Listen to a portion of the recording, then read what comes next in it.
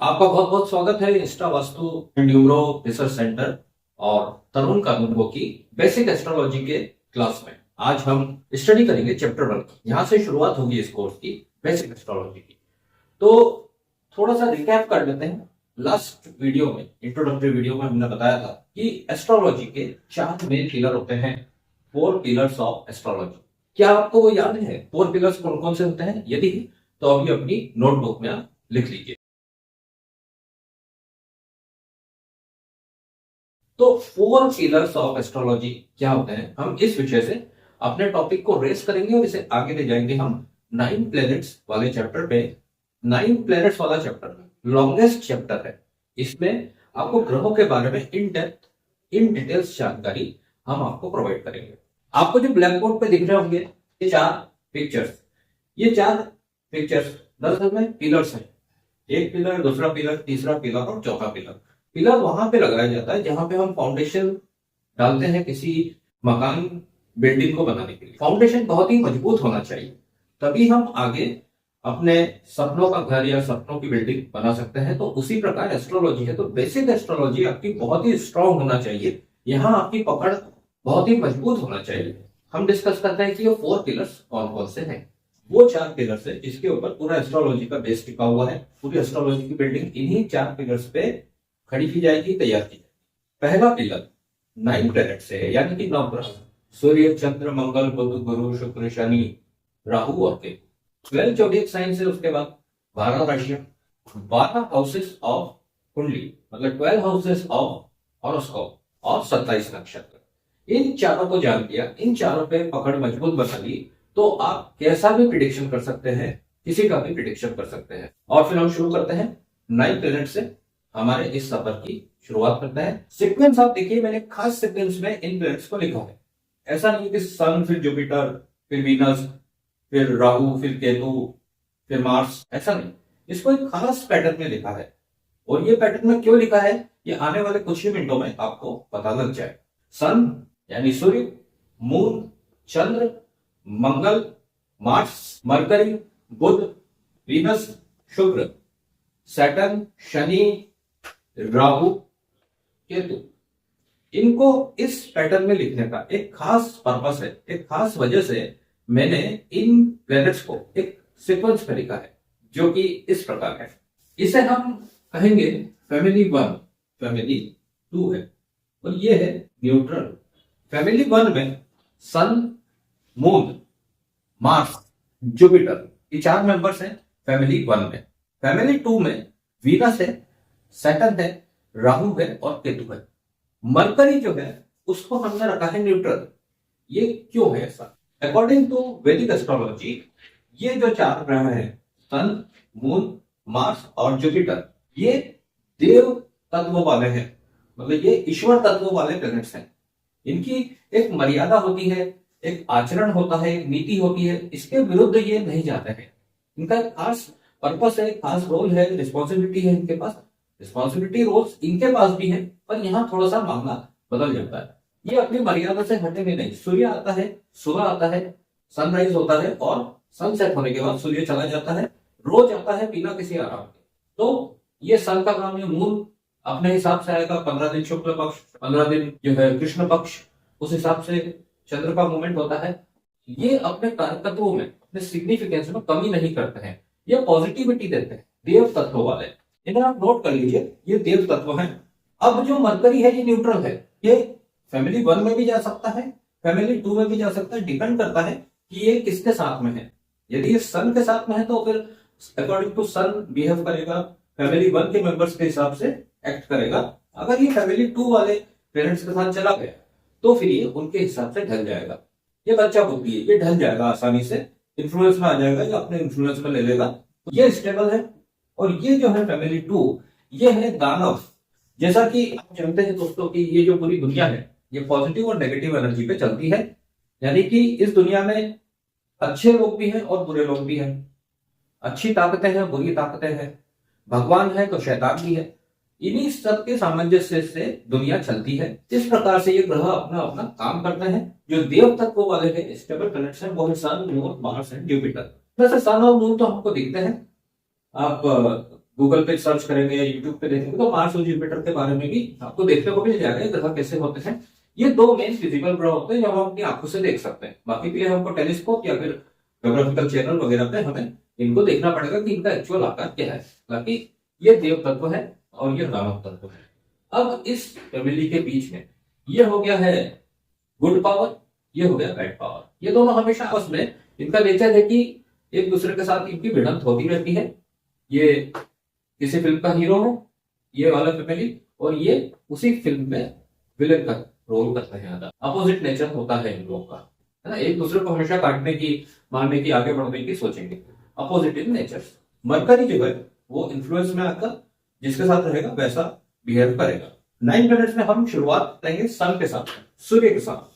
इसी से दिन उदित होता है और इसी के साथ दिन अस्त होता है। ग्रहों के मंत्रिमंडल में कैबिनेट ऑफ प्लैनेट्स में सन को, सूर्य को राजा का दर्जा प्राप्त है, यानी sun is the king in the cabinet of planets. यह राजा है, इसी से सारी चीजों की शुरुआत होती है। यही पूरी सृष्टि का रखवाला है। लाइफ मिलती है, एनर्जी मिलती है, जीवन मिलता है, जीवन दाता ग्रह सूर्य। अब इसकी कुछ कुछ खास सिग्निफिकेंस है, रोल्स है, रिस्पॉन्सिबिलिटी है, हम उस पर डिस्कस करते हैं। ही इज द किंग, यह राजा है, यह पिता है। एक परिवार का मुखिया पिता होते हैं, फादर होते हैं। किंग अपनी जनता, प्रजा का पिता होता है, पालक होता है। तो सन इज द किंग, राजा, सन पिता का रोल अदा करता है। किसी की कुंडली में अगर सन का प्लेसमेंट अच्छी जगह है, सन पावरफुल है, तो उसे गवर्नमेंट से हेल्प मिलेगी, फादर से उसकी बहुत अच्छी बनेगी। हो सकता है उसके फादर उसको एक एस्टेब्लिश बिजनेस दे दे, उसका करियर बहुत अच्छा रहेगा, उसकी पर्सनालिटी बहुत अच्छी रहेगी, उसमें लीडरशिप क्वालिटी रहेगी। तब जब सन अच्छी पोजीशन में होगा कुंडली में उस जातक की, और यही अगर बिगड़ जाएगा तो फिर इसके जो नेगेटिव ट्रेट्स हैं सन के, वो उसे प्राप्त होंगे। राजा है तो रानी भी है, पिता है तो माता भी है। मून, चंद्र, यह रानी है, माँ है और स्त्री का स्वरूप है। जैसे सूर्य पुरुष का स्वरूप है, वैसे ही मून स्त्री का स्वरूप है। अब इसमें मून में आपने देखा होगा ठंडक होती है, शीतलता रहती है। ये आसमान में लगातार अकेला चलने वाला प्लेनेट है। सूर्य भी अकेला चलता है और यह भी अकेला चलता है, लेकिन सूर्य और चंद्र के बिना जीवन की कल्पना नहीं की जा सकती, माता पिता के बिना जीवन की कल्पना नहीं की जा सकती। दोनों छोर आवश्यक है। एक पुरुषत्व को दर्शाता है, एक स्त्रीत्व को दर्शाता है। दोनों ही रॉयल प्लैनेट्स हैं और दोनों ही जगत का कल्याण करते हैं। मंगल, एक बात बताइए, एक राजा का सबसे अच्छा साथी कौन है? रानी की बात नहीं कर रहे हैं हम यहाँ पे, हम बात कर रहे हैं राजा का सबसे भरोसेमंद साथी कौन होगा। तो जवाब है उसका सेनापति। मार्स को सेनापति की भूमिका दी गई है। राजा कितना बड़ा है ये देखने के लिए उसकी सेना देखी जाती है, और सेना को कमांड करता है सेनापति। मार्स सन का, सूर्य का सेनापति है।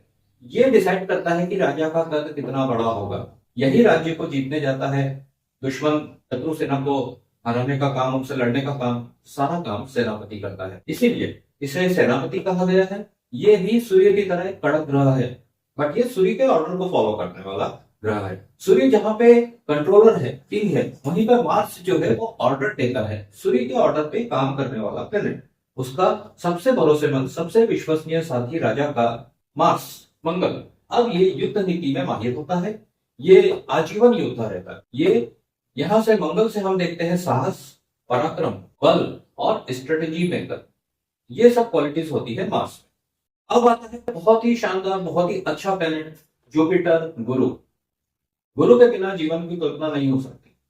गुरु का स्थान बल्कि राजा से भी कई बार पूछा रहता है, क्योंकि ये राजा भी इसकी बात सुनता है, उसे आदर देता है, रिस्पेक्ट देता है, और हमेशा अपने जुपिटर यानी गुरु को खुश रखता है। वही राजा शक्तिशाली भी होता है और नीति निपुण राजा भी वही होता है।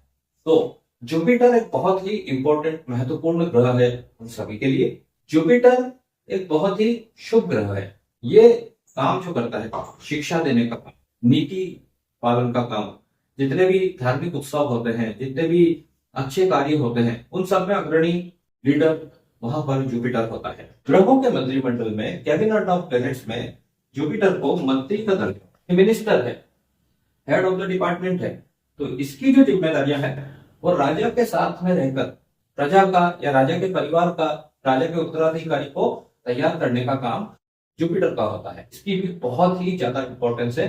ये आपने देखा होगा कि सूर्य, चंद्र, मंगल और गुरु कैसे आपस में कनेक्ट कर रहे हैं एक किंगडम के तहत। जब मैंने बुध का एक्सप्लेनेशन दिया था आपको, मरकरी का, तो मैंने एक वर्ड का इस्तेमाल किया था, करेक्ट। बुध यानी कि ये बच्चा है, ये प्रिंस है या फिर प्रिंसेस है, राजकुमार, राजकुमारी। तो बुध को राजकुमार का दर्जा प्राप्त है। अब ये जो है भविष्य में बनने वाला राजा, ये अभी राजा नहीं बना है। तो राजा जब शासन में रहता है तो उसके बच्चे सबसे ज्यादा एंजॉय करते हैं, सबसे best of the best education, best of the best लालन पोषण। तो राजा तैयार कर रहा है अपने उत्तराधिकारी को। इसको जुपिटर को संरक्षण में दे दिया है, माँ के साथ में दे दिया है इसको कि आप अभी मेन कार्य में नहीं आइए, अभी आप अपनी शिक्षा पूरी कीजिए, लाइफ को एंजॉय कीजिए, जो एक लड़कपन वाली लाइफ होती है, और चीजों को सीखिए। तो अब जो बुध है ये है प्रिंस, राजा का बेटा है, तो ये अपनी मनमानी करता है, मनमौजी रहता है। पिता रहेंगे तो स्ट्रिक्ट रहेगा, माँ के अंडर भी स्ट्रिक्ट रहेगा, गुरु आएंगे तो स्ट्रिक्ट हो जाएगा। मार्स सेनापति है तो बहुत ज्यादा लेना देना नहीं है इसका सेनापति से, फिर भी लेकिन वो आएंगे तो बाकायदा एक फादर फिगर की तरह ही है ये चारों ग्रह, है ना। तो इसलिए इनके साथ यदि बुध रहेगा तो अकॉर्डिंगली ऐसा बिहेव करेगा। और अब हम आते हैं फैमिली नंबर 2 के ऊपर। वीनस, शुक्राचार्य, बृहस्पति जहां राजाओं के मतलब कि देवताओं के गुरु हैं, वहीं पे वीनस उतने ही नॉलेजेबल है, ये उतने ही शुभ ग्रह हैं, पर इनका रोल रिस्पॉन्सिबिलिटीज चेंज हो गई। शुक्राचार्य दानवों के गुरु हैं। ज्ञान के मामले में कई बार ये बृहस्पति को भी पीछे छोड़ देते हैं, दोनों का सेम लेवल नॉलेज है, बट ये गुरु है, ये शुक्र है, ये शुक्र है, ये गुरु है, ये शुक्र है। तो शुक्र कई मामलों में गुरु से भी ऊपर है। इन्होंने मृत संजीवनी जड़ी बूटी की खोज कर ली थी, यानी किसी भी मरे हुए व्यक्ति को जिंदा करने का काम शुक्र ने किया। तो गुरु वहां पे आके, गुरु का ज्ञान खत्म हो गया, लेकिन शुक्र ने उनसे भी ज्यादा ज्ञान अर्जित करके मरे हुए इंसानों को भी जीवित करने की विद्या प्राप्त कर ली थी अपने तपोबल के आधार पर। तो वीनस दानव परिवार के गुरु हैं, मतलब फैमिली नंबर 2 के। अब फैमिली नंबर 2 में ये सबसे शुभ ग्रह बराबर, इनका दर्जा गुरु का है, तो ये अशुभ ग्रह नहीं, ये शुभ ग्रह। अब जो फैमिली में जो मेंबर्स आ रहे हैं वो सब के सब पापी है, महापापी। तो उसमें आ गया सैटर्न, शनि, राहु और केतु। ये सारे के सारे पावरफुल प्लैनेट्स। छाया ग्रह है राहु और केतु, सूर्य और चंद्र को ग्रहण लगा देते हैं। ये शनि है, सूर्य से बैर रखता है ये। तो इनके गुरु है शुक्र, और ये है दानव सेना, मतलब कि पापी ग्रह। ये वो कर्म गुजरेंगे जो कोई सोच भी नहीं सकता है। उधर फैमिली 1 में मंगल को हम कह सकते हैं कि वो एक कड़क ग्रह है, हमने जैसा बताया सूर्य और मंगल वहां पे कड़क है, स्ट्रिक्ट है वहां पे। तो यहाँ पे ये ऐसा रोल अदा करते हैं। ये सब एक से बढ़ के एक खतरनाक विलन से, शनि, राहु। लेकिन इनसे डरने की आवश्यकता नहीं है, ये तो ऊपर वाले का सिस्टम है। ये तो ऊपर वाले का सिस्टम है कि उन्होंने प्लैनेट्स को ऐसा विभाजन किया है। और इनके पीछे स्टोरीज भी है, बैकएंड स्टोरीज इनकी, कि शनि की सूर्य से क्या दुश्मनी है, शनि की चंद्र यानी कि चंद्र से क्या दुश्मनी है। इस प्रकार से ये ग्रह एक्ट करते हैं, इनकी रोल्स एंड रिस्पॉन्सिबिलिटीज होती है। शनि जो होता है ये जजमेंट का पावर है इसके पास, यानी न्याय के देवता। इसके पीछे भी बैकएंड स्टोरी है कि शनि को कैसे अधिकार मिला कि ये इंसानों के और भगवानों के दोनों के जीवन का लेखा जोखा रखते हैं, उनका न्याय करते हैं। अपना समय आने पर शनि जब भी एक्टिव होते हैं किसी की कुंडली में, तो उसे कहते हैं कि शनि की 7.5 लग गई या शनि की ढैया लग गई, मतलब शनि अब अपना रिजल्ट देने वाली स्थिति में आ गए। ये अकॉर्डिंग टू सोलर सिस्टम में सबसे धीरे चलने वाला प्लेनेट है, और according to the placement solar system में सूर्य है सबसे पहला और सबसे आखिरी में शनि है। डिस्टेंस है दोनों में, अपोजिट है, बाकी दोनों पावरफुल है। जहां सूर्य की अपनी पावर है और शनि अपनी तरफ पावरफुल है। ओके, राहु और केतु ये इनके पीछे भी बैकएंड स्टोरी है। ये राक्षस थे, समुद्र मंथन के टाइम में ये देवताओं के टीम में शामिल हो गए थे ना, रूप बदलने वाली इनमें कला है। तो रूप बदल के ये देवता बन के और देवताओं की टीम में बैठ गए थे। जब अमृत निकला था, तो वहां पे सूर्य और चंद्र ने इनको देख लिया था कि ये तो राक्षस है ना, हमारे अपोजिट है। और ये दानव लोग हम देवताओं का रूप धर के, देवता का रूप, उस वक्त एक ही था इसका शरीर, ये एक ही राक्षस हुआ करता था। It was one body, Rahu और केतु। तो चंद्र और सूर्य ने देख लिया था और उन्होंने जाके विष्णु जी से ये कह दिया था कि ये ऐसा ऐसा कांड करने वाले हैं, आके अमृत पिएंगे तो ये भी अमर हो जाएंगे, तो फिर देवताओं की तरह अमर हो जाएंगे, तो फिर इनको संभालेगा कौन पूरे सृष्टि के अंत तक, है ना। तो राहु और केतु को जब टाइम आया अमृत बंटने का, तो इनके गले में इन्होंने उतार लिया। इतनी देर में वहां से विष्णु जी आ गए सुदर्शन चक्र लेके और राहु और केतु के गर्दन को अलग कर दिया। तो राहु एक हिस्सा बन गया, केतु एक हिस्सा बन गया। इसके फ्रैक्शन ऑफ सेकंड्स के पहले ही अमृत का पान कर चुका ये राक्षस, तो अलग के नीचे उतर गया था। तो इसको भी अमरत्व प्राप्त हो गया था, इस राक्षस को।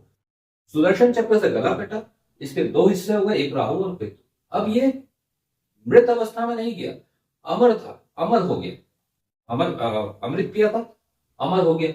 तो एक हिस्सा बन गया राहु, एक हिस्सा हो गया केतु। तो अब इनकी सूर्य और चंद्र से दुश्मनी के पीछे का भी लॉजिक यही है कि चूंकि इनका जो हर्ष हुआ, दोनों हाफ हाफ बॉडी में डिवाइड हो गए, अदरवाइज इनकी ताकत कितनी हो जाती, वैसे ही माया भी, वैसे ही शुक्र इनके गुरु, और ऊपर से अमृत भी प्राप्त हो गया, तो फिर पावरफुल हो जाती, इविल पावर बहुत ज्यादा हावी हो जाती। तो इनका आत्मा हुआ, आत्मा होने के बावजूद भी जीवित अवस्था में रहे राहु और केतु। तो सूर्य और चंद्र इनके सबसे खास दुश्मन है। तो आज भी ग्रहण लगाते हैं लोग सूर्य और चंद्र को। तो इस प्रकार ये फैमिली का डिवीजन है, ये इनके रोल्स एंड रिस्पॉन्सिबिलिटी है। ये जज है, तो ये द्वारपाल है। राहु और केतु, जैसे आपने रामायण में सुना होगा कि वो रामायण में कहानी है कि हनुमान जी जब गए थे तो द्वार के अंदर घुसना बहुत कठिन था, महल के द्वार के अंदर, है ना, वहां पे राक्षसों का पहरा होता था। ये वही है, वही राक्षस है जो अंदर नहीं आने देंगे अच्छी पावर को, अच्छी चीजों को, है ना। ये खड़े हुए हो। और आज की डेट में राहु जो है वो अपना मोबाइल है, केतु अध्यात्म की तरफ है, मेहनत की तरफ है। इसके पास दिमाग नहीं है, राक्षसी दिमाग नहीं है, इसके पास राक्षस का शरीर है। तो ये मेहनत बहुत करता है, बहुत डीप में जाके रिसर्च ओरिएंटेड काम करता है, जो और कोई नहीं कर सकता, वो केतु कर सकता है मेहनत के मामले में। और राहु के पास वो षड्यंत्रकारी दिमाग है कि दुनिया में जो भी गड़बड़ होती है चीजें, पॉलिटिक्स में, या जो भी बड़ी बड़ी कॉन्स्पिरेसी होती है, स्कैम्स होते हैं, वो सब राहु की देन। शनि से डरने की आवश्यकता नहीं, शनि अपना कार्य करते हैं, न्याय के देवता है, स्लो चलते हैं, रिजल्ट स्लो मिलता है, बट बहुत पावरफुल, पावर पैक्ड रिजल्ट मिलता है उससे। अगर राहु और केतु यदि अच्छी पोजीशन पे है कुंडली में, तो ये अच्छे फल देंगे, अदरवाइज 90% 95% इनका खराब फल ही प्राप्त। तो ये था हमारा ग्रहों का कैबिनेट। अब हम आएंगे इसके नेक्स्ट चैप्टर में। दोस्तों, 9 प्लैनेट्स का नेचर, हर प्लैनेट का ठीक वैसा ही नेचर होता है जैसे हम इंसानों का नेचर होता है, एनिमल्स का नेचर होता है, पक्षियों का नेचर होता है। जो भी लिविंग बीइंग है उसका एक पर्टिकुलर अपना नेचर रहेगा, और उसमें पॉजिटिव पॉइंट्स भी आते हैं और नेगेटिव पॉइंट्स भी आते हैं। तो हम देखते हैं कि हमारे जो प्लैनेट्स है, 9 प्लैनेट्स, इनमें किस किस तरह के ट्रेड्स पाए जाते हैं, इनका नेचर कैसा होता है, साथ ही ये कैसे होते हैं नेचर वाइज। सूर्य 2 वर्ड्स में डिफाइन करना हो तो नोट कर लीजिए, फादर स्वरूप होता है, पिता स्वरूप, या फिर राजा स्वरूप। फादर, किंग, दोनों ही उपमाएं सूर्य को दी जाती है। अब हम बात करते हैं इसके ट्रेड्स की, गुणों की, दोषों की, इसके स्वभाव की। अधिकतर लोग जानते हैं सूर्य हॉट प्लेनेट है। तो सूर्य में जो सबसे मुख्य बात पाई जाती है वो है लीडरशिप। आप इसको एक वर्ड से यदि डिनोट करना चाहे तो लीडरशिप है, ये सत्ता है, सरकार है, ये सब सूर्य के कारण। एग्रेसिव होता है, गुस्सा में जल्दी आ जाता है। सूर्य जब शुरू में मॉर्निंग में रहता है, जब सूर्योदय होता है से लेकर के 8-9 बजे तक ये सौम्य स्वरूप में जाता है। फिर 10, 11, 12, 1, 2, खासतौर से गर्मियों के दिनों में तो सुबह 9 बजे से ही, 8 बजे से ही सूर्य तपने लग जाता है। ये दिखाता है इसका हॉट नेचर। और जब सौम्य रहता है तो बेस्ट होता है ना। तो ये पिता का स्वरूप होता है एक अच्छे सपोर्टिव पिता का जो सुबह वाला सूरज है, एक अच्छे शासक और राजा जो अच्छे वाले रहते हैं, वो सुबह के सूर्य से हम उनकी तुलना कर सकते हैं, जो फिर धीरे धीरे हॉटनेस की तरफ आता है तो फिर ये सत्ताधारी बन जाता है, स्ट्रिक्ट पिता बन जाता है, स्ट्रिक्ट रूलर बन जाता है। तो इसकी हम बाकी की विशेषताएं देख लेते हैं। लीडरशिप हो गया, एग्रेसिवनेस हो गया, इंटेंस होता है, अब बहुत गहरा प्रभाव रखता है किसी के ऊपर। स्ट्रिक्ट फादर है, पंक्चुअल होता है समय का, सूर्य अपने समय पे आएगा और चला जाएगा, किसी की परवाह नहीं करता। आप उठे हैं, हम उठे हैं, सुबह नहीं उठे हैं, सो रहे हैं, कोई लेना देना नहीं, वो अपने समय पे आएगा और अपने समय पे चला जाएगा। सूर्योदय और सूर्यास्त दोनों का समय फिक्स होता है पंचांग के अनुसार। रूलर होता है मतलब कि शासक होता है, इंडिपेंडेंट होता है, किसी का सहारा नहीं चाहिए, इसको कोई सपोर्ट की आवश्यकता नहीं होती सूर्य को। पग्नेशियस होता है, इसका मतलब होता है डिस्पोज टू फाइट, मतलब किसी ने बस बोल दिया भड़क जाता है। सूर्य भड़कता है ना गर्मियों के दिनों में, वैसा आपको गुस्सा आ गया तो फिर अनकंट्रोलेबल गुस्सा होता है। डिसीजन मेकर होता है सूर्य, डिसीजन मेकर होता है क्योंकि राजा है, पिता है, घर का मुखिया है, प्रजा का पालक है, तो ये डिसीजन मेकर है। अपनी फ्रीडम, अपनी स्वतंत्रता एक राजा को बहुत पसंद होती है, अपना वर्चस्व उसका कायम रहना चाहिए। अगर वो दुश्मनों की, शत्रुओं की कैद में भी आ गया तो भी वो रहेगा राजा ही। आपने अभी छावा मूवी देखी होगी, तो उसमें जो राजा थे संभाजी, उनका कैसा नेचर था, किंग वाला नेचर। औरंगजेब ने पकड़ लिया उनको, बंदी बना लिया, जकड़ लिया, तो भी उनका जो राजापन वो गया नहीं, मरते दम तक नहीं गया। मरना स्वीकार है, हार स्वीकार नहीं है। बेड़ियों में जकड़े रहेंगे, जंजीरों में जकड़े रहेंगे, फिर भी रहेंगे राजा ही। ये होता है सन। तो लव फ्रीडम, इन्हें अपनी फ्रीडम बहुत प्यारी है। बॉर्न टू लीड, ये पैदा ही सूर्य आया ही इसलिए कि सबको लीड कर सके। सूर्य is the best leader.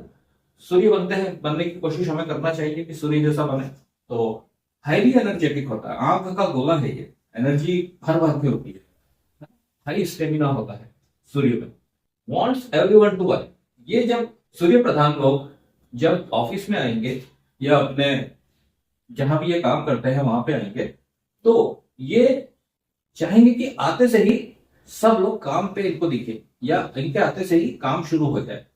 Business oriented लोग होते हैं जो सूर्य प्रधान लोग होते हैं, गवर्नमेंट जॉब में जाने की इनकी बड़ी अभिलाषा होती है, और यदि सूर्य अच्छा है कुंडली में तो गवर्नमेंट जॉब भी मिल जाता है, आईएएस ऑफिसर भी बनते पाए जाते हैं ऐसे लोग जो जिनका सूर्य बहुत स्ट्रांग रहता है इनकी कुंडली में। और यदि सूर्य वीक है तो फिर बात जमेगी नहीं, फिर सब कुछ होते हुए भी कुछ नहीं होता है। तो एक्सीलेंट कम्युनिकेशन स्किल होती है, लीडर है तो कम्युनिकेशन स्किल जबरदस्त होगी ही। इनकी यदि थोड़ी नेगेटिव साइड पे बात कर ले तो गुस्से पे कंट्रोल नहीं होता है इनसे। अगर एक बार गुस्से में बेकाबू हो गए तो फिर इनको रोक पाना मुश्किल है, फिर भले ही खुद का भी नुकसान हो जाए ऐसे में तो कोई दिक्कत नहीं होती। इगोइस्टिक होते हैं, अहंकारी होते हैं, है ना? और बहुत जल्दी ईगो पे ले लेते हैं बात आता है। लीडर है तो बुरा भी इनको बहुत जल्दी लगता है। एक शब्द में समझना हो सन कैसा है तो उसके लिए वर्ड है क्रूअल। क्रूर, सूर्य को, सन को क्रूर प्लेनेट कहा जाता है, क्रूअल प्लेनेट कहा जाता है। इतना आप ध्यान रख लीजिए, मतलब कि नेचर में किंग एज अ फादर और एज अ प्लेनेट ये क्रूअल प्लेनेट है। और ये पुरुष तत्व वाला प्लेनेट वो है, मतलब किसी महिला के लग्न में यदि सूर्य बैठा है तो उसका आचरण और जो विचार होंगे वो एक पुरुष की तरह ही होंगे। जैसे रानी लक्ष्मीबाई, महिला लीडर्स जो होती है, महिला बॉसेस जो होती है, उनका सूर्य बहुत स्ट्रांग रहता है। तो ऐसे लोग, इंदिरा गांधी, तो क्रूअल होता है इनका नेचर। बाय नेचर मतलब एक शब्द में हमको डिफाइन करना हो तो क्रूअल होता है। राजा है, पिता है, तो वो डरते ही है इनसे सब लोग, भैया थोड़ा सा दूरी बना करते हैं। दूसरी बात, बॉस का भी कारक है, किसी भी ऑर्गेनाइजेशन में जो बॉस होता है वो सन के बराबर ही होता है। आत्मकारक ग्रह कहा जाता है इसको। एक और जरूरी बात आप जरूर से नोट करके रखिएगा कि ये आत्मकारक ग्रह है, मतलब कि जब हम कुंडली देखते हैं तो जब हमें सोल डिजायर पता करना चाहता है तो हम सूर्य की स्थिति देखते हैं कि सूर्य की क्या है, और ये सोल भी इसे आत्मा भी कह सकते हैं। अब बात करेंगे मून की, चंद्र की। जब भी आप कुंडली में चंद्र को देखें, मून को देखें, तो तीनों बातें एकदम आपको क्लिक हो जाना चाहिए। एक तो ये मन का कारक है, दूसरा ये माँ का स्वरूप है, और तीसरा स्त्रियोचित गुण पाए जाते हैं चंद्र प्रधान लोगों में। अब हम बात करते हैं कि इनमें और क्या क्या विशेषताएं होती हैं। ऐसे लोग बहुत शांत होंगे, सौम्य होंगे, सभ्य होंगे, सुंदर होंगे, सहनशील होंगे, शीतल होंगे, इनकी बातें बड़ी शीतल मधुर होंगी, और पोलाइट रहेंगे, caring nature, loving nature, attached with others, खास तौर पर अपने बच्चे, अपने परिवार से बहुत ज्यादा अटैच रहने वाले लोग। इसको आप यूं समझ सकते हैं कि सन की जो विशेषताएं है, सन का जो स्वरूप है उसका एग्जैक्टली अपोजिट स्वरूप है।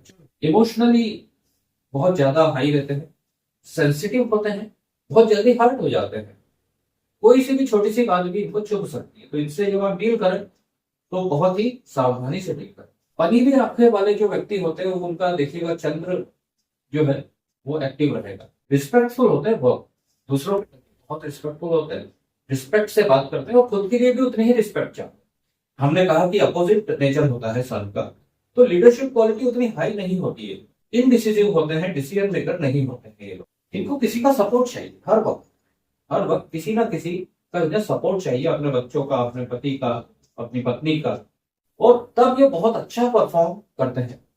मतलब ओवर एक्सीलेंट परफॉर्मेंस अगर इनको इनके परिवार वाले सपोर्ट करेंगे तो चंद्र प्रधान लोग बहुत ही उच्च पोजीशन पर जाने की काबिलियत रखते हैं। गुड फॉलोअर्स होते हैं, they are not good leaders but they are very good followers. Easily influence हो जाते हैं, दूसरों के बहकावे में जल्दी आ जाते हैं। यहां से हम नेगेटिव एस्पेक्ट भी देखना शुरू कर रहे हैं कि चंद्र प्रधान लोगों में क्या क्या नेगेटिव एस्पेक्ट हो सकते हैं। तो ये दूसरों के बहकाव में जल्दी आ सकते हैं, चंचल मन रहता है, मन जो है चंचल रहता है। तो यदि मन पे काबू नहीं हुआ तो ये भटक जाएगा, बेचैन हो जाएगा। मन बेचैन, मन का भटकना, दूसरों के बहकावे में जल्दी आ जाते हैं, बात बात पर रो पड़ते हैं, ज्यादा सोचने से इन्हें डिप्रेशन हो सकता है, मेंटल बीमारियां हो सकती है, मेंटली और इमोशनली टर्बुलेंस आ सकते हैं इनके जीवन में, अटैच होते हैं और बच्चों से भी दुखी रहते हैं। बच्चे यदि इनका कहना नहीं मानेंगे वो बहुत जल्दी दुखी हो जाएंगे मन पे लेने के बाद। ये होती है चंद्र की विशेषता। मार्स की, मंगल ग्रह की, यह एक लाल ग्रह है, इसका कलर रेड होता है। अब आप मुझे बताइए कि एक सेनापति का कैरेक्टर कैसा होता है।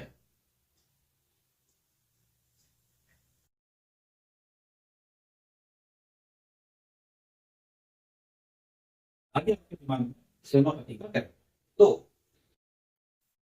साहसी होगा, हिम्मती होगा, मेहनती होगा, पराक्रमी होगा।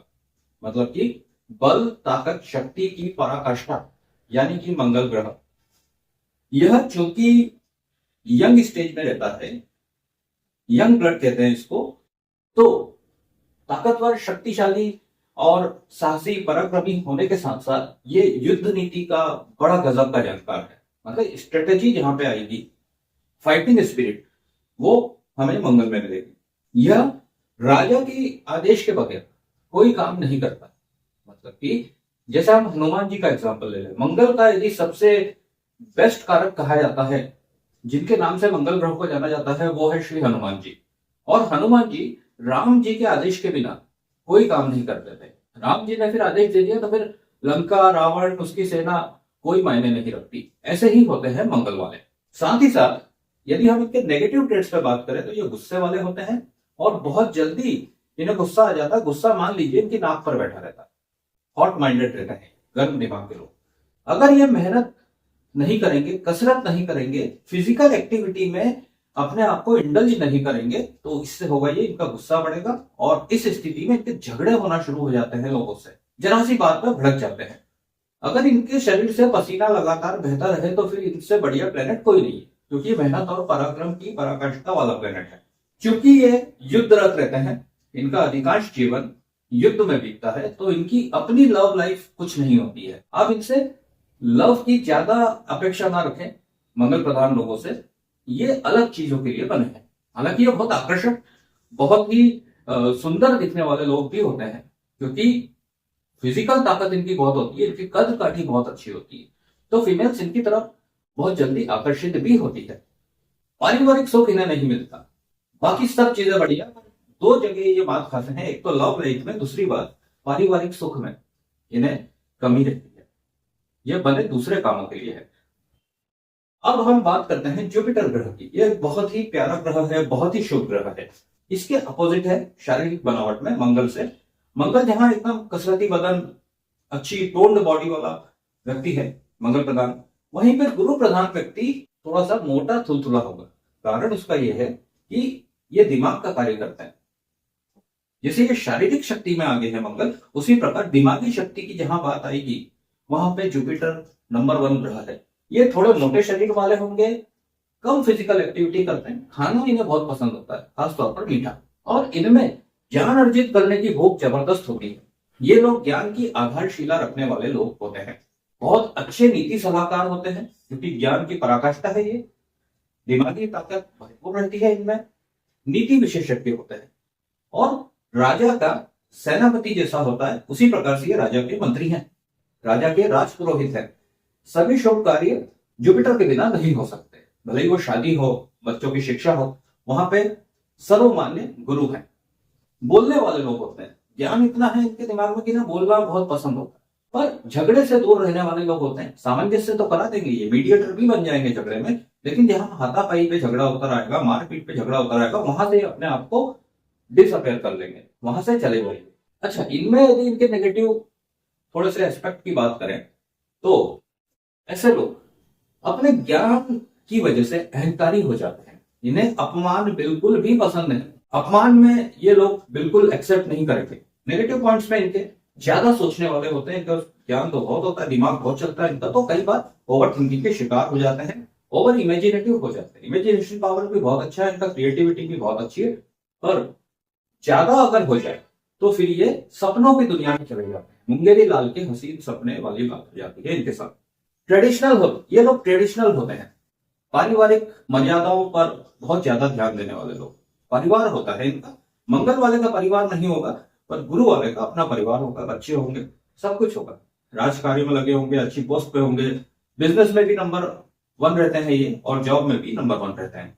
अगर थ्योरेटिकल नॉलेज अगर ये ज्यादा कर लेंगे अपने पास, तो इनका प्रैक्टिकल विजन दूर हो जाएगा, प्रैक्टिकलिटी से ये दूर हो जाएगा। इसलिए यहाँ पर गुरु प्रधान लोग हैं, उन्हें इस बात का विशेष ध्यान रखना है। बहुत अच्छे मोटिवेशनल स्पीकर होते हैं, नॉलेज की कमी नहीं, शिक्षा लेना देना इनके मुख्य कार्यों में सम्मिलित है। बुध ग्रह की चर्चा कर लेते हैं। बुध ग्रह एक ऐसा ग्रह है जो कुंडली में जिस ग्रह के साथ होगा, युति बनाएगा, उस ग्रह के अनुसार फल देता है। यदि कुंडली में बुध अकेला बैठा है तो यह बहुत ही शुभ फल देता है। बुध उत्तर दिशा का स्वामी है। कुंडली में 12 हाउसेस होते हैं, तो कुंडली का तीसरा भाव और छठा भाव यानी कि 3rd हाउस और 6th हाउस का स्वामित्व बुध के पास है। राशियों में मिथुन राशि और कन्या राशि का स्वामी बुध है। बुध ग्रह के आराध्य देव श्री गणेश जी हैं। बुध का रंग हरा है। बुध एक ऐसा ग्रह है जो कि न्यूट्रल है, जो कि हमने अपने फैमिलीज वाले चैप्टर में आपको बताया था। तो यह दिन और रात के समय दोनों में बली होता है। बाकी ग्रह या तो दिन में बली होंगे या फिर रात में, लेकिन बुध ऐसा है जो दोनों तरफ का होल्ड रखता है, तो ये दिन में भी बली है और रात में भी बली है। बुध बुद्धि, वाणी, विद्या, व्यापार, रिश्तों में बहनों और बेटियों का संबंध बुध से होता है। बहन और बेटी का उचित सम्मान किया जाए, मान सम्मान किया जाए, तो बुध हमेशा प्रसन्न रहेंगे। छोटे बच्चों की, 15 वर्ष से कम उम्र के बच्चों की पढ़ाई में सहायता करें, जो कि निर्धन होते हैं, जो पढ़ाई का खर्चा अफोर्ड नहीं कर सकते। यदि कोई उनकी सेवा भाव करे, उनको पढ़ाई में मदद करे, उनकी फीस भरे, तो इससे बुध प्रसन्न होते हैं। यदि बुध किसी की कुंडली में अच्छा बल लेके बैठे हैं तो वह व्यक्ति बुद्धिमान होगा, उसकी बुद्धि व्यापार में बहुत चलेगी, उसकी वाणी बहुत मधुर होगी, मतलब नम्रतापूर्ण वाणी, और वो सभी से काम निकालने वाला व्यक्ति होगा। काम निकालने से मेरा मतलब है स्वार्थी नहीं, पर वो उसका काम को कोई टाल नहीं सकता।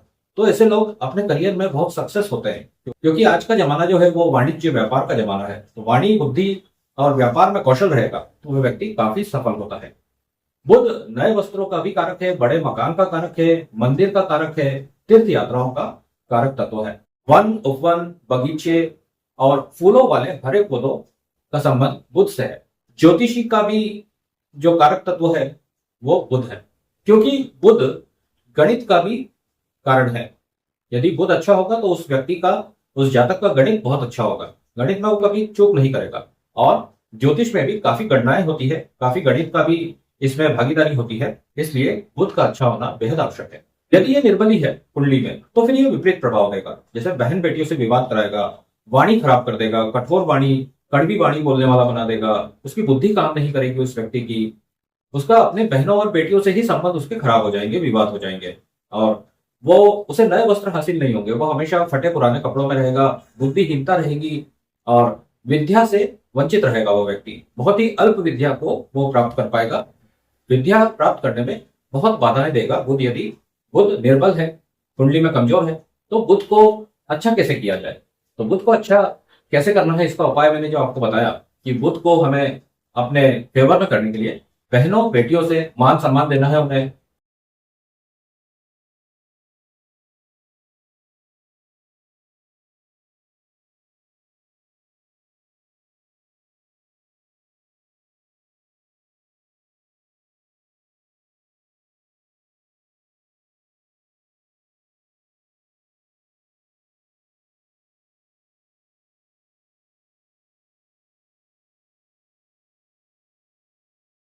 अब चर्चा करेंगे वीनस और सैटर्न की, यानी शुक्र और शनि ग्रह की। आपको तीन मुख्य बातें ध्यान रखनी है जब भी आप कुंडली में वीनस ग्रह का अध्ययन करें। शुक्राचार्य, ऐश्वर्य, कला और सौंदर्य प्रसाधन, ये तीन शब्द आपने याद रख लिए, ये तीन टर्म्स याद रख लिए आपने शुक्र की, तो आप शुक्र को पूरी तरह से समझ जाएंगे। आइए देखते हैं और क्या क्या खासियत होती है। इन्हें मंत्री का पद प्राप्त है और ये दानवों के गुरु हैं। इनके पास मृत संजीवनी है, यानी मुर्दों को भी जिंदा कर देने वाली औषधि। और कलयुग में हम सब जानते हैं कि पैसा ही भगवान नंबर 2 है, और पैसों से तो मृत प्राय व्यक्ति के भी सांसें चलने लगती है, उसे दूसरा जीवन मिल जाता है पैसों से, है ना। तो ये कलयुग के देवता नंबर 2 है। और आप जानते ही हैं कि पैसों से इस मटेरियलिस्टिक वर्ल्ड में ऐसी कोई भी वस्तु नहीं जिसे हासिल ना की जा सकती हो। जितनी भी विलासिता है, वैभव है, मां लक्ष्मी, सब शुक्राचार्य के अधीन है। यह भी ज्ञानी ग्रह है, इसके पास भी जबरदस्त नॉलेज है, पर शुक्र का नॉलेज गुरु वाले नॉलेज से बिल्कुल एग्जैक्टली अपोजिट होता है। वो पारंपरिक है, ये आपको मॉडर्न तरीके से रहना सिखाता है, यानी जितनी भी विलासिता की चीजें हैं, अब मैं नाम नहीं लूंगा, आप सब जानते ही हैं, इतने समझदार है ही आपकी, क्या क्या विलासिता की चीजें हो सकती है, क्या क्या ऐश्वर्य की चीजें हो सकती है जिसकी कोई गिनती नहीं है। तो ये सब शुक्र से प्राप्त होता है। और अब हम आते हैं शनिदेव के ऊपर, सैटर्न। आज के इस वीडियो के बाद आप शनिदेव से बिल्कुल नहीं डरेंगे, क्योंकि ये अपने जीवन में हमें डराने बिल्कुल नहीं आते हैं। ये कर्मों के न्याय देवता हैं। हम जैसा कर्म करेंगे उसके अनुसार ये फल देंगे, ना अच्छा ना बुरा। यदि इंसान के कर्म गलत है, उसने किसी के प्रति हिंसा की है, उसने किसी के प्रति गलत किया है, तो उसे गलत रिजल्ट ही मिलेगा, उसे गलत फल ही मिलेगा, उसका किसी भी हद तक नुकसान हो सकता है, यहाँ तक कि मृत्यु को भी प्राप्त हो सकता है। शनिदेव के पास ये अधिकार है। और यदि अच्छे कर्म रहे तो अपनी दशा में ये व्यक्ति को रंग से राजा बनाने की काबिलियत रखते हैं, मतलब सड़क से उठा के उसको प्राइम मिनिस्टर बना देंगे। उदाहरण आपके सामने है, मैं नाम नहीं लूंगा, आप सब जानते हैं। इनके अधीन शनि को हम जब भी देखेंगे तो एक बात का और ध्यान रखना है कि ये संघर्ष के भी देवता है और ये कर्मों के देवता है। हम कर्म को देखेंगे, जब भी हम शनि को देखेंगे वहां पे हमें एक चीज ध्यान रखनी है कि यहाँ पे रिजल्ट डिले मिलेगा, यहाँ बहुत मेहनत की रिक्वायरमेंट है। शनि हमारे जिस भी घर में है कुंडली के, उस घर से रिलेटेड कारकत्वों पर हमें बहुत ज्यादा मेहनत करनी है तो ही रिजल्ट, अदरवाइज उसके रिजल्ट 0 हो जाएंगे। अपना वक्त आने पर ये जातक से उसका सब कुछ छीन लेंगे, उसे एकदम सड़क पे ले आएंगे। ये खासियत होती है शनि की, मतलब उसको सड़क पे लाके छोड़ देंगे, बोले अब तू मेहनत कर, अब तू यहां से अपने कर्म शुरू कर और अब मैं हूं तेरे पीछे। तो ये जबरदस्त स्टेमिना देते हैं संघर्ष में। मतलब कि आपने देखा होगा कि संघर्ष में व्यक्ति जबरदस्त स्टेमिना रखता है ना, ना दिन देखता है ना रात देखता, बस मेहनत मेहनत और मेहनत। तो ये शनि का पॉजिटिव एस्पेक्ट है उसके बुरे समय में भी, कि उसमें इतनी ताकत आ जाती है, इतनी उसमें शारीरिक क्षमता आ जाती है जिसकी कोई सीमा नहीं रहती। मतलब डूब के बिल्कुल दरिया के पार जाना है, वो वाला मामला। तो अपनी भट्टी में ये जातक को बहुत ही जबरदस्त तरीके से तपाते हैं। जबरदस्त तरीके से संघर्ष कराते हैं, उसके चप्पलें घिसवा देंगे, उसके पैरों में छाले डाल देंगे। लेकिन यदि व्यक्ति ने यहाँ एक समझदारी कर ली कि मुझे तो कर्म करना है, मुझे कर्म योगी बनना है, और मैं जमीन पे भी सो जाऊंगा, मैं रूखा सूखा खा लूंगा, लेकिन मैं मेहनत करना नहीं छोड़ूंगा, मैं सही कर्म करना नहीं छोड़ूंगा, गलत कर्म नहीं करना है। शॉर्टकट इन्हें बिल्कुल पसंद नहीं है, ना ही इन्हें कोई भी गलत कार्य पसंद है। ये चाहते हैं कि अच्छा कर्म करें, और उसके बाद काफी देर से ही सही, डिले होने पर भी ये जो रिजल्ट देते हैं वो सारे ग्रह मिला के भी जो रिजल्ट देते हैं उससे कई कई गुना ज्यादा रिजल्ट देने की क्षमता only only and only Shani Dev दे सकते हैं।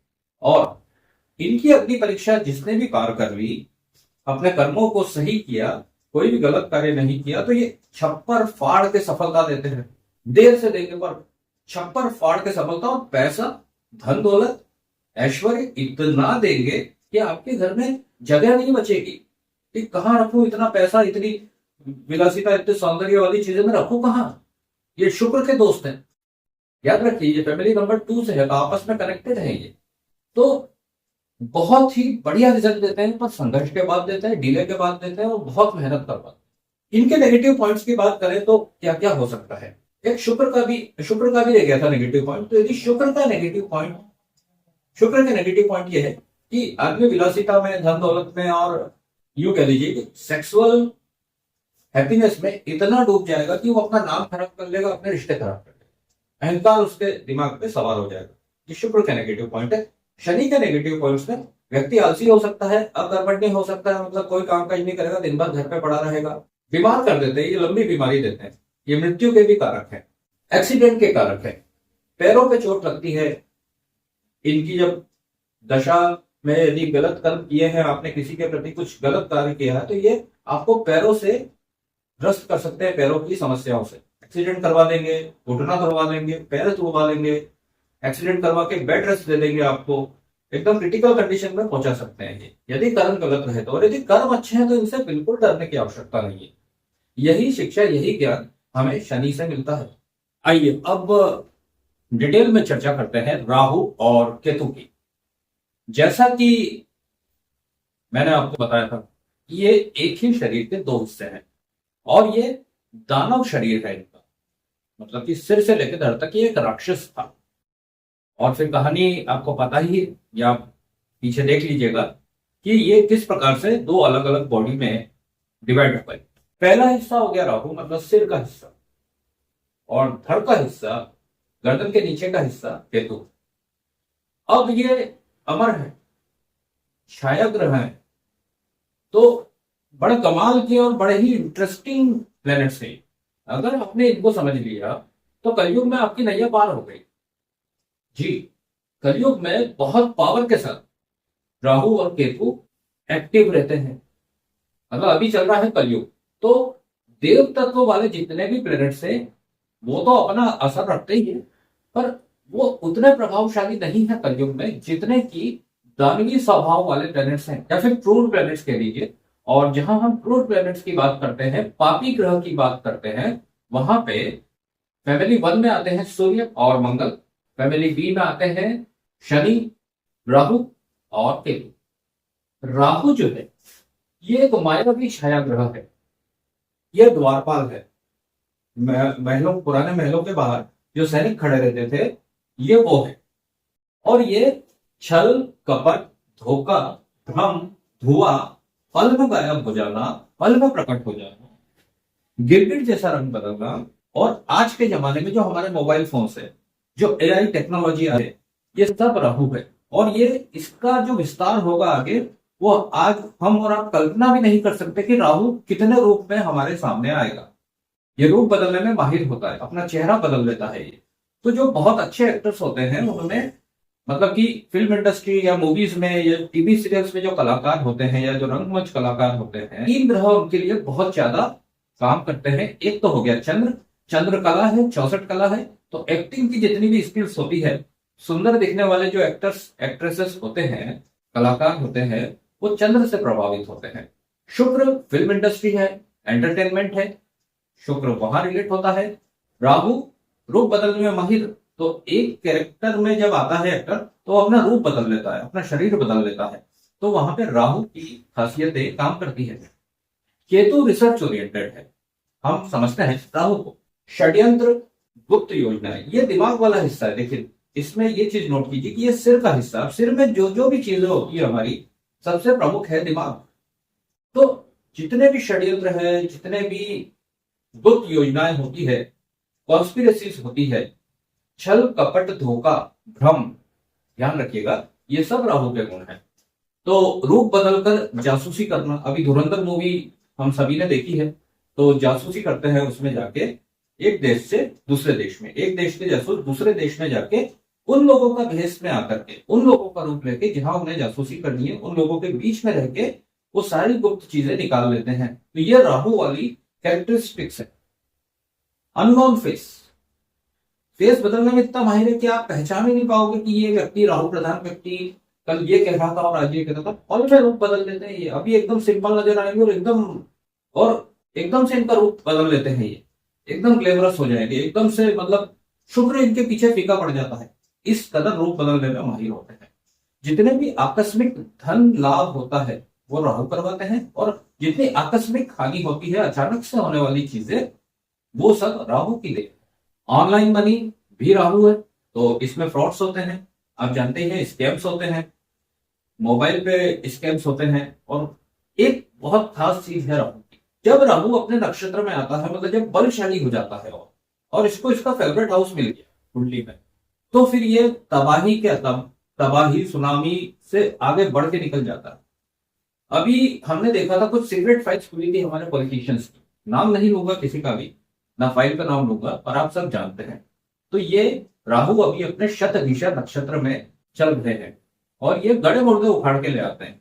मतलब किसी व्यक्ति ने जो बहुत ही साफ सुथरी छवि वाला है, पॉलिटिशियन है, कलाकार है ना, ये उतनी हाइट पे पहुंचा भी देता है राहु। मतलब राहु जो देता है वो हम उसकी सीमाओं की कल्पना नहीं कर सकते, किस लेवल पे जाके आदमी को पहुंचा देगा, और पल भर में नीचे भी ले आता है। उसकी सीक्रेट फाइल खुल जाती है, उसके ऐसे कृत्य सामने आ जाते हैं विद प्रूफ। और आजकल तो डिजिटल जमाना है, तो डिजिटल प्रूफ दे डालता है राहु उसके प्रति। उसका कोई स्टिंग ऑपरेशन करवा देगा, उसकी जो छुपी हुई बातें हैं, जो छुपे हुए घोटाले किए हैं, उसने जो भी गलत कृत्य किए हैं, वो सब सामने ला के रख दे। ये होता है राहु, किसी का नहीं है सबका। तो घोटाले, स्कैम्स, फ्रॉड, गड़े मुर्दे उखाड़ने वाला जो प्लेनेट है वो राहु है। ये भले ही कुंडली में कितना भी अच्छा हो राहु, या फिर हम केतु कह लें, ये है तो पापी प्लेनेट। और पापी प्लेनेट अपनी क्षमता से, अपनी जो इनकी ताकत होती है इनके पास, उससे इतना रिजल्ट दे देते हैं, बहुत अच्छे रिजल्ट भी दे देते हैं और बहुत ही ज्यादा भी देते हैं। तो ये ध्यान रखिएगा राहु के विषय में। केतु की बात करते हैं। केतु राहु जैसा षड्यंत्रकारी नहीं है, बल्कि इसके साथ उल्टा केस है। उल्टा केस इस तरह है कि दिमाग वाला हिस्सा नहीं है, सिर वाला हिस्सा नहीं है, तो ना तो ये देख पाएगा, ना ये सुन पाएगा, ना ये बोल पाएगा, और ना ही सोच पाएगा। हालांकि इसका जो शरीर है वो मायावी शरीर है। हाथ पैर जितने भी धड़ के नीचे के हिस्से हैं वो सब सुपर चार्ज, सुपर एक्टिव है। तो ये रिसर्च में जाता है, गहरा जाता है, ये इतना गहरा जाता है कि इसकी गहराई को नापना असंभव कार्य है।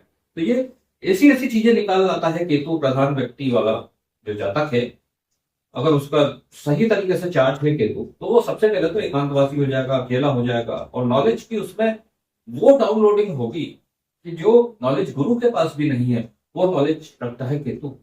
यहाँ पर एक समझने वाली बात यह है कि ज्ञान की पराकाष्ठाओं की जब बात होती है तो उसमें दो ग्रह प्रमुख आते हैं। एक होता है गुरु, बृहस्पति, जुपिटर, और दूसरा है केतु।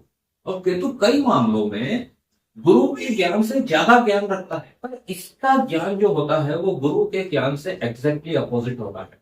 कैसे? ये सब चीज छुड़वा देगा। गुरु बोलेंगे सब चीज से अटैच रहो, अपनी फैमिली रखो, बच्चे करो, पैसा कमाओ, और धार्मिक भी रहो, धर्म के काम भी करो, ना सब चीजों को साथ में लेके चलेगा, एक कंबाइंड पैकेज देगा। केतु सबसे पहले छुड़वा देगा आपसे सारी दुनियादारी की चीजें, और फिर आपको वहां ले जाएगा जहां जाना असंभव कार्य है। पाताल तक इसकी पहुंच है, पाताल के भी नीचे तक। तो इसकी अंतहीन गहराई, गजब की शारीरिक ताकत होती है, क्षमता होती है केतु प्रधान लोगों में। ये संत होते हैं, दिशाहीन होते हैं, क्योंकि सिर नहीं है, दिमाग वाला हिस्सा नहीं है, तो ये खुद का नहीं सोच पाते हैं, किसी और के कहने में काम करेंगे। तो केतु प्रधान लोगों के लिए सबसे बेस्ट है कि वो गणेश जी की आराधना करें, गणेश जी को अपना आराध्य मान ले, तो उनकी नैया पार हो जाएगी। अदरवाइज केतु का इस सांसारिक जीवन में बड़े बुरे हाल हो जाते हैं। और ये दुनियादारी छोड़कर संन्यास लेना सिखाता है, सीधी सी बात। ज्ञान की पराकाष्ठा हमने डिस्कस कर ही लिया है। स्पिरिचुअल होते हैं, मेडिटेशन में मास्टरी हासिल होती है केतु को। बहुत अच्छे हीलर होते हैं, दवाइयों का इनको संपूर्ण ज्ञान है, जड़ी बूटियों का, और मतलब कैसा भी रोग हो उसको दूर करने की क्षमता सिर्फ केतु में। ये मंगल के समकक्ष माने जाते हैं। जब हम आगे और डिटेल्स में टेक्निकल चीजें जानेंगे प्लैनेट्स की, तो आपको पता लगेगा कि ये भी एक हॉट प्लैनेट है। मतलब कि अगर हम प्लैनेट्स मान लें सभी 9, तो ये मंगल के समकक्ष आता है, अकेलापन देता है, एकांतवासी कर देता है। और अब हम इसके थोड़े नेगेटिव एस्पेक्ट्स की भी बात कर लेते हैं। पॉजिटिव में रिसर्च ओरिएंटेड और साइंटिस्ट बना देता है, और ऐसी ऐसी खोज करवा देता है जो इस जमाने में एकदम से यूनिक होती है और सब लोगों की भलाई के लिए वो खोजें होती है। तो ये रिसर्च ओरिएंटेड है। अब इसके नेगेटिव एस्पेक्ट्स की बात कर लेते हैं। जैसा मैंने बताया कि अकेलापन, एकांतवासी बना देता है, दुनियादारी छुड़वा देता है। ये तो इसका नॉर्मल गुड है। इसके आगे ये जेल यात्रा करवा देता है। ये वो हथियार होता है जिसमें मुठ नहीं होती, मुठ मतलब जो ग्रिप नहीं होती जिसमें, है ना। गन में तो ग्रिप है, और बाकी जो हथियार होते हैं उनमें ग्रिप होती। कुछ हथियार ऐसे होते हैं जिनमें मुठ नहीं होती, सिर्फ लंबा हिस्सा निकलता है जो सीधा एक्ट करता है, जो सीधा काम करता है। जैसे कि सुई हो गई। सुई भी छोटी सी है, लेकिन कितनी पावर है इस सुई में। ये तो जो क्रिमिनल केसेस देखते हैं वो जानते हैं कि सुई भी कितना खतरनाक शस्त्र अस्त्र है। तो इस प्रकार से तलवार कितना सा हिस्सा रहता है पकड़ने को, और बाकी जो उसका 90% हिस्सा है वो तलवार है, जो उसका जो धारदार सिरा है। संगीन गन्स के आगे, जो राइफलों के आगे, रिवॉल्वर्स के आगे जो लंबी सी एक छड़ी नुमा वो रहता है हथियार, संगीन वो। अब इनके साथ धोखा जुड़ा हुआ है, तो बहुत धोखा खाते हैं जीवन में। दिशा ही नहीं, सिर है ही नहीं, समझने सोचने समझने की शक्ति इनमें नहीं, तो उस वजह से बहुत धोखा खाते हैं जीवन में केतु प्रधान लोग। और केतु इनका वो हाल कर देता है कि पूरी दुनिया इनको गलत समझ के और इनको अकेला छोड़ देती। फिर वहां से केतु अपना काम करना शुरू करता है। वहां से व्यक्ति को वो उस गहराई में ले जाता है जहां से वो ऐसी ऐसी चीजें खोज के ले आता है उसके द्वारा, जो असंभव की सीमा को पार कर देती है। अब यह कुंडली के जिस घर में होंगे, कुंडली के 12 घर होते हैं जो आप आगे पढ़ेंगे, तो जिस भी घर में बैठा है उससे जुड़े कारकत्व से आपको अलग कर देगा ये केतु है। और ये जो लंबी सड़कें रहती है उसको भी केतु ही कहा जाता है, क्योंकि उसमें ना तो सिरा है कोई, ना कोई एंड है, चलती जा रही है सड़क। तो लंबी सड़कें जो रहती हैं, हाईवेज, केतु जब इनकी दशा आती है तो ये एक्टिव होते हैं। कोई भी ग्रह अपनी दशा आने पे ही एक्टिव होंगे, वो चाहे कुंडली के जिस हाउस में बैठे हो। वो उसका फल तब तक नहीं दे सकते जबकि उनकी दशा नहीं आ जाती।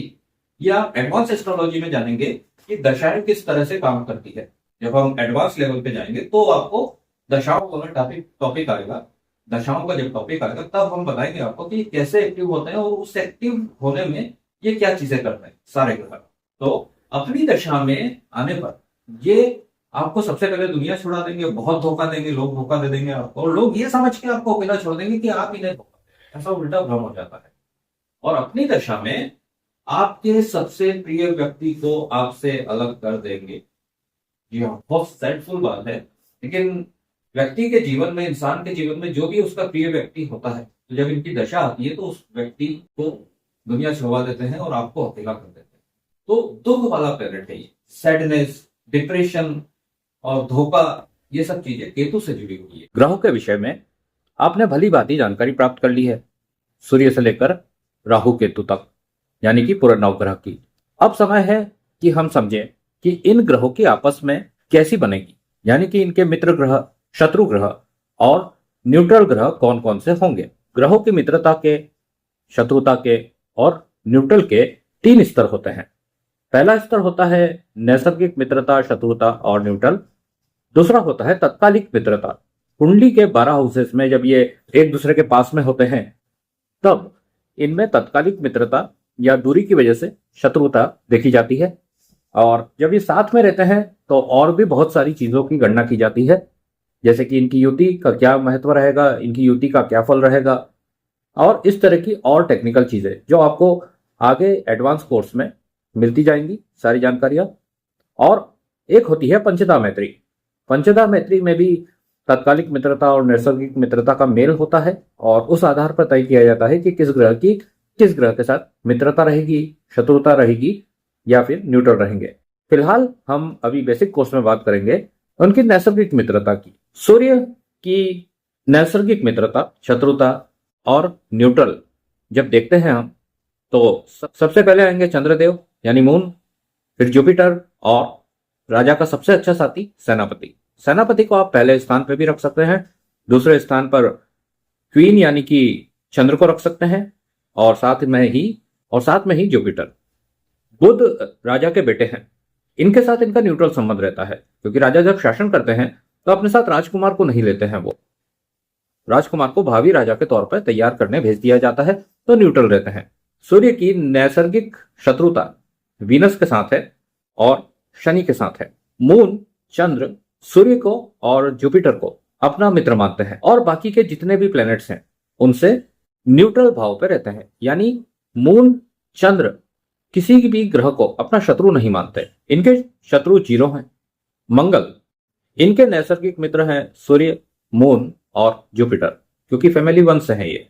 मंगल शुक्र ग्रह को स्त्री ग्रह होने की वजह से अपना शत्रु नहीं मानते, अतः ये उन्हें न्यूट्रल कैटेगरी में रखते हैं। शनि चूंकि सेवक है तो इन्हें भी वो अपना शत्रु नहीं मानते, न मित्र मानते हैं, न्यूट्रल में रखते हैं। मरकरी के साथ इनकी शत्रुता है, मतलब कि मंगल बुध को अपना शत्रु मानते हैं। जुपिटर फैमिली 1 के सदस्य सन, मून और मार्स को अपना नैसर्गिक मित्र मानते हैं। शनि को सेवक होने की वजह से ये सम मानते हैं, यानी कि न्यूट्रल।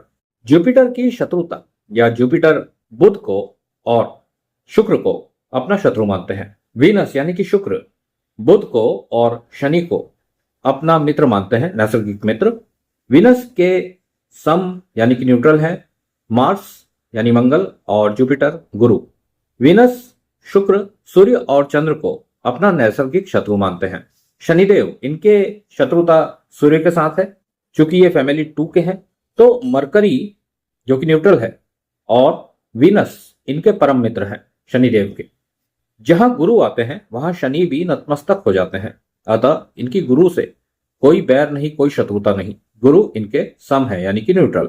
शनि की शत्रुता फैमिली 1 के मुख्य प्रमुख सदस्य यानी कि सूर्य, चंद्र और मंगल से है। राहु अगेन फैमिली 2 से है, तो ये मरकरी, वीनस और सैटर्न को अपना परम मित्र मानते हैं। जुपिटर और केतु को ये सम मानते हैं, न्यूट्रल मानते हैं। इनकी शत्रुता, राहु की शत्रुता फैमिली 1 के प्रमुख सदस्य सन, मून और मार्स के साथ में है। केतु मरकरी और जुपिटर को यानी कि मंगल और गुरु को अपना मित्र मानते हैं। वीनस, राहु और मार्स यानी कि शुक्र, राहु और मंगल को ये सम मानते हैं, इनसे इनकी कोई शत्रुता नहीं। केतु सन और मून को अपना शत्रु मानते हैं। जैसा कि हमने डिस्कस किया था, फैमिली 1 और फैमिली 2 ये आपस में शत्रुता रखते हैं या फिर समभाव रखते हैं। उनके बारे में आपने जान ही लिया कि कौन सा ग्रह अपने स्वभाव के अनुसार किस ग्रह को, अपना अपोजिट फैमिली के किस ग्रह को अपना शत्रु मानेंगे या सम मानेंगे या फिर अपना परम मित्र मानेंगे। बुध न्यूट्रल ग्रह है दोनों फैमिलीज के बीच में। यह बालक है, राजकुमार है, इसलिए फैमिली 1 में भी चहेता है और फैमिली 2 में भी चहेता है। यह सेतु की तरह काम करता है। कुंडली में बुध ग्रह सेतु की तरह काम करता है। यदि आपकी कुंडली के लग्न में, जिसे हम लग्नेश कहते हैं, उसके शत्रु के साथ में बुध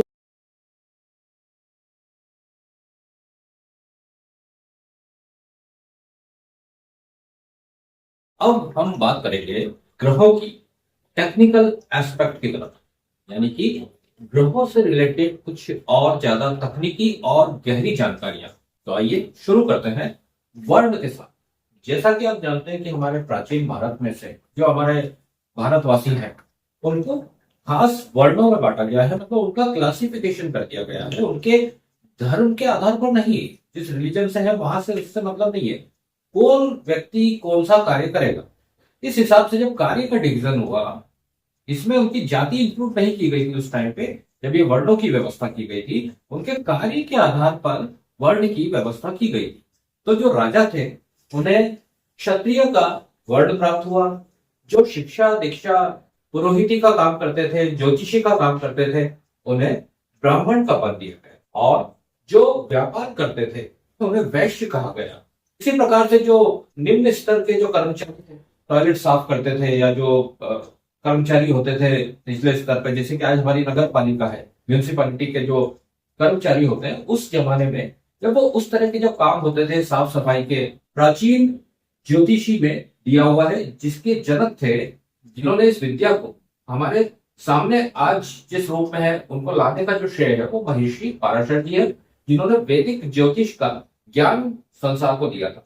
तो उस हिसाब से जो सूर्य है और जो मंगल है उन्हें क्षत्रिय का दर्जा प्राप्त है, क्योंकि क्षत्रिय का धर्म होता है लोगों को अपने राज्य को बचाना, अपनी प्रजा को बचाना दुश्मनों से। उस वक्त दुश्मनों के अटैक्स बहुत हुआ करते थे, छोटी छोटी बस्तियां हुआ करती थी और जो कबीले हुआ करते थे और जो छोटे छोटे राज्य हुआ करते थे वो अपनी सुरक्षा के लिए बहुत तत्पर रहते थे। तो उसका जो हेड होता था वो राजा होता था और जो सेना का संचालन करता था वो सेनापति होता था। इस प्रकार से जो राजा बना उसका धर्म बन गया कि अपने जो प्रजा है उसका उसकी सुरक्षा करनी है उसे। तो तलवार हाथ में है, ये क्षत्रिय लोग हैं, सूर्य और मंगल। जो व्यापार करते हैं उनके बारे में आपने एक चीज जरूर ध्यान दी होगी कि व्यापार करने के लिए ठंडा दिमाग होना बहुत जरूरी है। गर्म दिमाग से व्यापार नहीं होता। ठंडा दिमाग किसका है, ठंडा ग्रह कौन सा है, तो वो है चंद्र। और वाणी होना चाहिए, मीठी वाणी होना चाहिए, बातें बनानी आनी चाहिए चीजों को बेचने के लिए, व्यापार करने के लिए। एक्सप्लेनेशन, एक्सप्रेशन, इस तरह की क्वालिटीज होना चाहिए जो वाणी से और बुद्धि से रिलेटेड हो। तो वाणी और बुद्धि के जो कारक हैं बुध, मरकरी, वो वैश्य के समुदाय का है। मूल और मरकरी वैश्य वर्ण के अंतर्गत आते हैं। अब बात करते हैं, जैसा कि मैंने आपको बताया कि जो देवताओं के गुरु थे वो बृहस्पति थे और जो दानवों के गुरु थे वो शुक्राचार्य थे। तो गुरु और शुक्र ब्राह्मण का पद प्राप्त है इन्हें। इन्होंने सारे ब्राह्मण वाले काम किए हैं, शिक्षा दीक्षा देना और नीति का ज्ञान देना और अच्छे कार्य करवाना अपने अपने स्तर पर। गुरु और शुक्र ब्राह्मण है, इसलिए इन्हें शुभ ग्रह भी कहा जाता है। शुद्र में जो बाकी के जो प्लैनेट्स हैं जैसे कि शनि, राहु और केतु, ये आते तो शुद्र में है। शनि जो है वो निम्न कर्मचारी का भी जो मजदूर वर्ग है उसका प्रतिनिधित्व करता है शनि। और राहु केतु एकदम निम्न स्तर के जो काम होते हैं, आज आप समझ लीजिए कि एकदम जो निम्न स्तर के काम है, चैम्बर की सफाई हो गई, ड्रेनेज लाइन की सफाई हो गई और एकदम निम्न स्तर के जो काम, वो कर्मचारी को हम डाल सकते हैं मलेच्छ की कैटेगरी में, जो राहु और केतु। और मलेच्छ का मतलब एक और होता है विदेशी, विदेशी प्रजाति। जो भी विदेशी फॉरेनर्स हैं वो राहु और केतु के अंतर्गत आते हैं, क्योंकि हम उनकी जाति या उनका वर्ण हम डिसाइड नहीं कर सकते विदेशियों का खासतौर पे। तो विदेशियों को मलेच्छ कहा गया है इस टर्म में। वो राहु और केतु है, अननोन है, हमें उनका कल्चर नहीं पता, हमें उनका ये नहीं पता कि वो किस सिटी मतलब किस कंट्री से है और उस कंट्री के क्या कल्चर है, वो एक आम जानकारी में नहीं होते हैं जनरली। तो मलेच्छ कैटेगरी में राहु और केतु है। नेक्स्ट टॉपिक है शुभ अशुभ ग्रह। शुभ को कहेंगे बेनिफिक और अशुभ को कहेंगे मेलिफिक या फिर पापी ग्रह। सूर्य, जैसा मैंने बताया था कि ये कड़क नेचर है इसका, क्रूएल फादर, ये क्रूएल कैटेगरी में आता है, इसे क्रूर ग्रह कहा जाता है। मून बहुत अच्छा होता है, 100 में होता है, तो ये आंशिक तौर पर होता है, मतलब कि ना तो ये पूरी तरह शुभ है ना अशुभ है। मन है, मन अच्छी चीजों में लग गया तो सब चीजें अच्छी होंगी, और खराब चीजों में लग गया, खराब संगति मिल गई तो फिर वैसा हो जाएगा। तो चंद्र, चूंकि आप जानते हैं जो पूर्णिमा वाला चंद्र होता है और एक अमावस वाला चंद्र होता है, जहां अमावस में चंद्र गायब हो जाता है। जब पूर्णिमा वाले 15 तिथि रहती है, 15 दिन की जो तिथि रहती है पंचांग में, जब चंद्र धीरे धीरे धीरे अपने आकार में आता है पूर्णता की ओर, जिसे पूर्णिमा कहते हैं, तो ये जो 15 दिन है ये शुभ है। और जब पूरा आ जाता है चंद्र पूर्णिमा, उसके बाद जो धीरे धीरे धीरे घटता है उसे कहते हैं वो अमावस की तरफ जा रहा है। तो अमावस वाला जो 15 दिन होते हैं वो पापी कहलाते हैं, अशुभ कहलाते हैं। तो इस प्रकार से, और कुंडली में ये जिस भी ग्रह के साथ बैठेगा वैसा रिजल्ट देगा, क्योंकि मैंने बताया ये बहकावे में जल्दी आता है, चंद्र है, मन है, चंचल है, तो जैसा ग्रह होगा सामने साथ में वैसा प्रभाव देगा, या जिस राशि में होगा यह वैसा प्रभाव देगा। मार्स, अब ये है सेनापति, इसके हाथ में तलवार है, युद्ध में है, तो कैसा होगा ऐसा व्यक्ति, हॉट प्लेनेट है वैसे ही, तो ये पापी ग्रह है।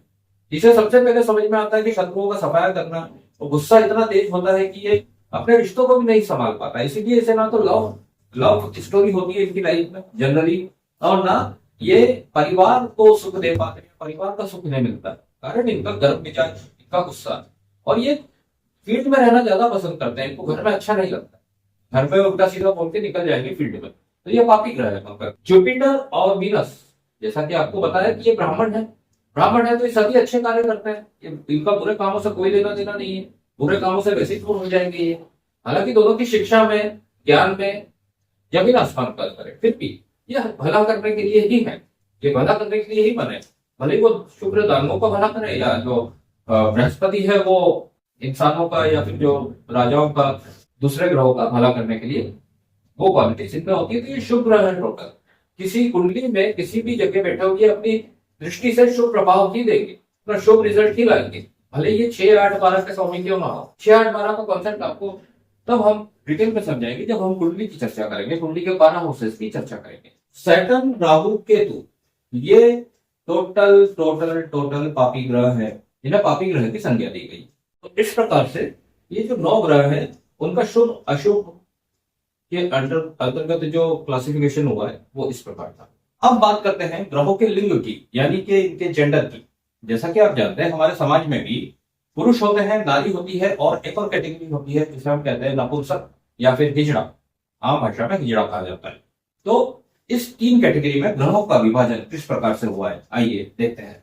सन, सूर्य पुरुष ग्रह है, मून स्त्री ग्रह है, मार्स पुरुष ग्रह है, जुपिटर पुरुष ग्रह है, मरकरी नपुंसक कैटेगरी में आता है, मेल नपुंसक कैटेगरी में, वीनस स्त्री ग्रह है, सैटर्न फीमेल नपुंसक ग्रह है, राहु और केतु ये जिस ग्रह के साथ में रहेंगे कुंडली में वैसा प्रभाव देंगे। जैसा कि आपसे कहा था कि जो ग्रहों का टॉपिक है वो सबसे लॉन्गेस्ट टॉपिक होगा, सबसे अधिक समय इसी में लगा है कि हमने ग्रहों का विवरण अच्छे से प्राप्त कर लिया है कि ग्रहों का।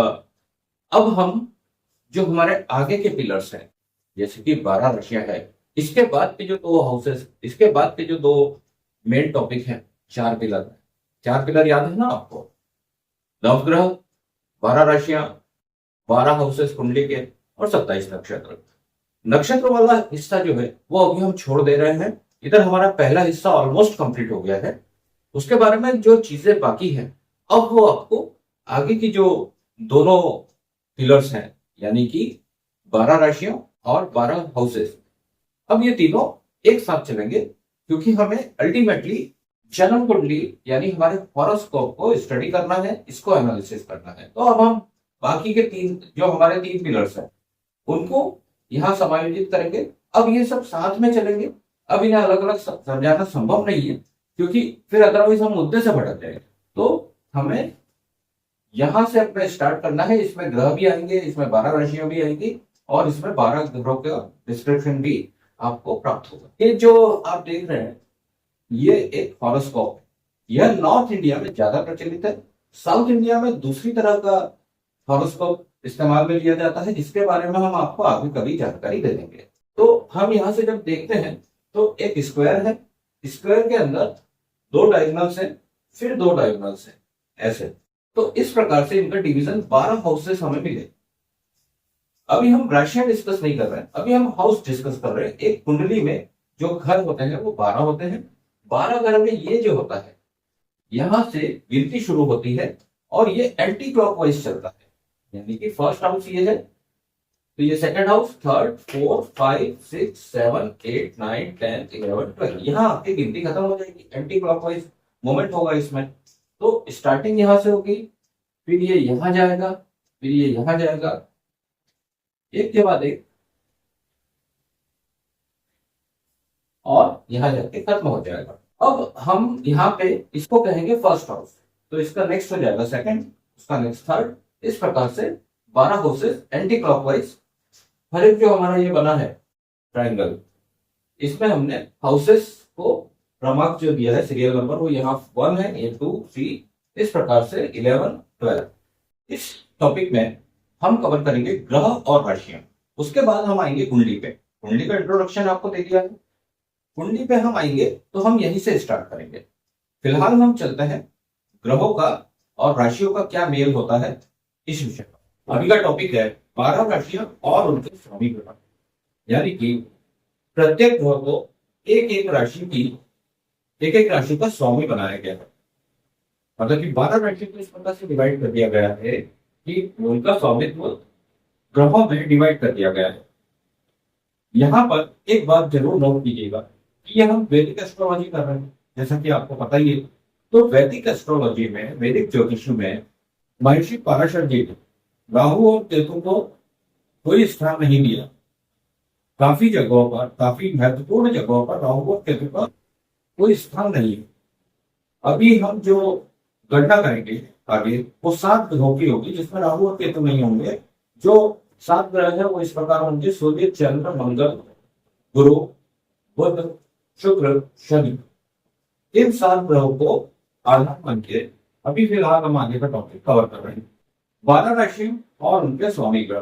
तो ये बात क्लियर हो गई कि 7 ग्रहों को 12 राशियों का डिवीजन दिया गया है। अब ये किस प्रकार से दिया गया है उसको समझने से पहले हम राशियों पर चर्चा कर लेते हैं। राशियां कुल मिला के 12 होगी, जो कि इस प्रकार है: मेष, वृषभ, मिथुन, कर्क, सिंह, कन्या, तुला, वृश्चिक, धनु, मकर, कुंभ और मीन। ये 12 राशियां इस प्रकार से इसी क्रम में चलेंगी। ये 1 से लेकर के 12 राशि तक का विवरण हमने आपको दे दिया है। सूर्य और चंद्र रॉयल प्लैनेट्स, इनको एक एक राशियों का स्वामित्व दिया गया है। बाकी के बचे 5 ग्रह यानी कि मंगल, गुरु, बुध, शुक्र और शनि, इन्हें 2-2 राशियों का स्वामित्व प्रदान किया गया है। इन 7 ग्रहों को 12 राशियों का जो स्वामित्व प्रदान किया गया है वो कुछ इस तरह है। सूर्य और चंद्र, इनके पास एक एक राशि का स्वामित्व है। बाकी के बचे 5 प्लैनेट मंगल, गुरु, शुक्र और शनि और बुध, इनके पास 2-2 राशियों का स्वामित्व है। मंगल जो है वो मेष और वृश्चिक राशि के स्वामी है, यानी कि सिंह राशि हो गई 5 क्रमांक वाइज, और कर्क राशि यानी कि चौथी राशि। इसके बाद मेष और वृश्चिक मंगल के पास है, इनका क्रमांक है 1 और 8। गुरु के पास है धनु और मीन, इनका क्रमांक है 9 और 12। बुध के पास है मिथुन और कन्या, जिनका क्रमांक है 3 और 6। शुक्र के पास ऋषभ और तुला है, जिनका क्रमांक है 2 और 7। ये प्राचीन ज्योतिषी के अनुसार 7 ग्रह है। राहु और केतु चूंकि कलयुग में बहुत ज्यादा इफेक्ट करते हैं, इसलिए जो नए जमाने के जो ज्योतिष है उन्होंने राहु और केतु को भी राशियों का स्वामित्व दिया है। ये राशियां इनकी है, या फिर राहु और केतु फला राशियों में ज्यादा कंफर्टेबल होते हैं। तो हम इनकी भी चर्चा करेंगे पर आगे।